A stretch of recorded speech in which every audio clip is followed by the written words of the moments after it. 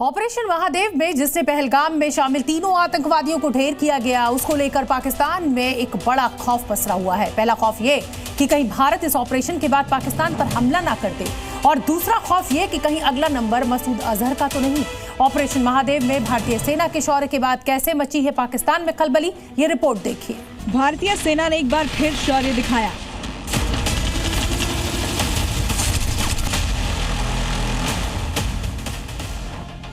एक बार फिर आतंकियों का काल आया तो पाकिस्तान को भी साथ साथ में पसीने आने लगे।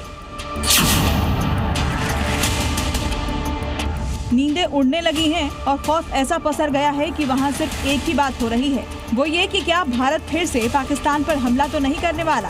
पाकिस्तान का ये डर सामने आया है ऑपरेशन महादेव के बाद, जिसमें पहलगाम के आतंकी समेत 3 आतंकियों को सेना ने मार गिराया। पाकिस्तान का ये डर और बौखलाहट कुछ नया नहीं है। इससे पहले भारतीय वायुसेना के युद्धाभ्यास के बाद भी उसका ऐसा ही डर सामने आया था।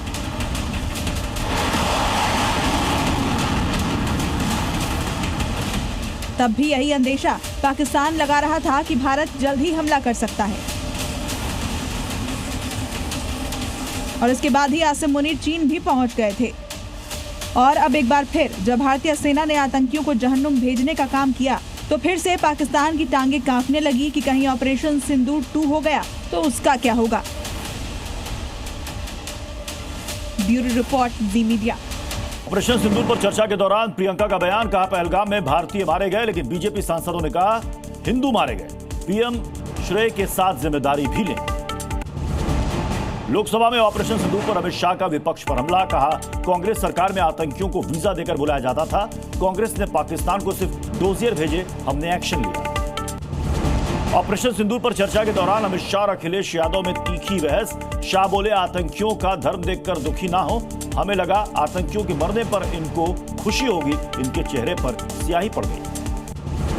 ऑपरेशन महादेव पर अमित शाह का बयान, कहा पहलगाम हमले में शामिल तीनों आतंकियों को मारा गया, सुलेमान, जिब्रान और हमजा अफगानी मारे गए। 22 जुलाई को सेंसर के जरिए आतंकियों की पुष्टि। ऑपरेशन सिंदूर पर चर्चा के बीच अपने पोस्ट पर मनीष तिवारी का बयान, कहा जो हमारी चुप्पी नहीं समझ सकते वो हमारे शब्दों को नहीं समझ सकते। कांग्रेस के वक्ताओं में मनीष तिवारी का नाम नहीं।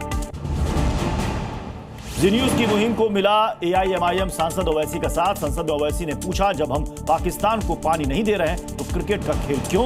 एशिया कप में 14 सितंबर को है भारत पाकिस्तान का मैच। जी न्यूज ने पूछा था पहलगाम के कातिलों के साथ खेल क्यों?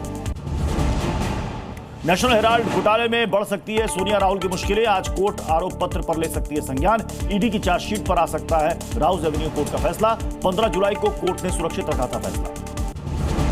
सचिव से बदसलूकी के मामले में आरजेडी विधायक भाई वीरेंद्र के खिलाफ एफआईआर दर्ज। SC/ST एक्ट में दर्ज कराया गया है केस। मृत्यु प्रमाण पत्र बनवाने के लिए आरजेडी विधायक ने पंचायत सचिव को फोन पर धमकाया था। सोशल मीडिया पर वायरल हुआ था ऑडियो। हिमाचल के मंडी में बादल फटने से भारी तबाही, घरों में घुसा पानी और मलबा, अभी 3 लोगों की मौत, रेस्क्यू ऑपरेशन जारी। दिल्ली एनसीआर के कई इलाकों में तेज बारिश, जगह जगह पानी भरा, सड़कें भी पानी में डूबी, ट्रैफिक की रफ्तार हुई धीमी।